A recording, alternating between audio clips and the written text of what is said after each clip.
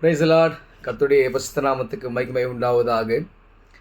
இன்றைய நாள் பொழுதிலே உங்கள் அனைவரையும் சந்திப்பதிலே நான் மிகவும் மகிழ்ச்சி கொள்கிறேன். கர்த்தர் உங்களை ஆசீர்வதித்து உங்களை காக்க கடவர்.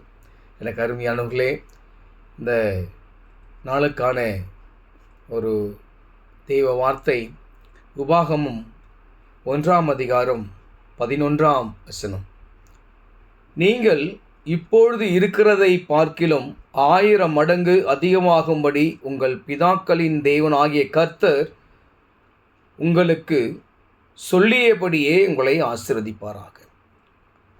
ஒரு அருமையான ஒரு வாக்குத்தத்த வசனம். இன்றைய நாள் பொழுதிலே நாம் நமக்கு என்ன வாக்குத்தத்தத்தை ஆண்டவர் கொடுத்தாரோ அவர் சொல்லியபடியே நாம் 1000 மடங்கு ஆசீர்வதிக்கும்படி கர்த்தர் நம்மை ஆசீர்வதிக்கிறார். எனக்கு அருமையானவர்களே, அந்த விசுவாசத்தை உறுதியாய் நாம் பற்றிக்கொண்டு இருக்க வேண்டும். நாம் ஆண்டவரிடம் உறுதியாய் பற்றிக்கொண்டு அவரிடம் நாம் கேட்கும்போது பெற்றுக்கொள்வோம் என்பதுதான் விசுவாசம். எப்பேற்பட்ட சூழலாந்தாரம், எப்பேற்பட்ட காரியமாக இருந்தாலும் நாம் பெற்றுக்கொள்வோம் அப்படின்றது ஒரு விசுவாசம். எனக்கு அருமையானவர்களே, அழகாக இங்கே சொல்கிறாரு, நீங்கள் விசுவாசிக்கிறீங்க, விசுவாசமாக இருங்க.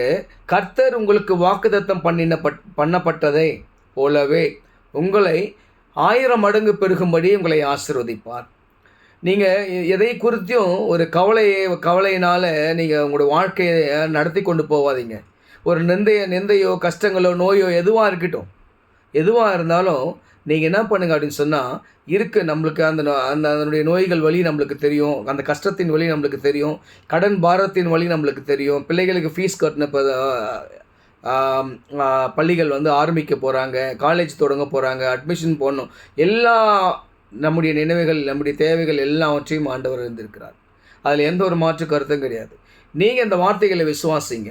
நமக்கு ஆண்டவர் அருளிய செய்த வாக்குத்தத்தத்தின்படியே ஆண்டவர் நம்மை 1000 மடங்கு பெருகும்படி நம்மை ஆசீர்வதிக்க வல்லவராயிருக்கிறார். அப்படி ஒரு விசுவாசத்தை நாம் கொண்டிருக்க வேண்டும்.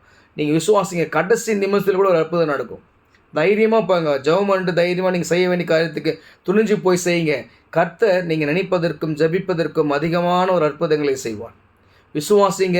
கண்டிப்பாக கர்த்தர் பெரிய காரியங்களை செய்கிறவர். அப்பேற்பட்ட கடவுளை நாம் நம்முடைய சொந்த ரட்சகராக வைத்திருக்கிறோம்.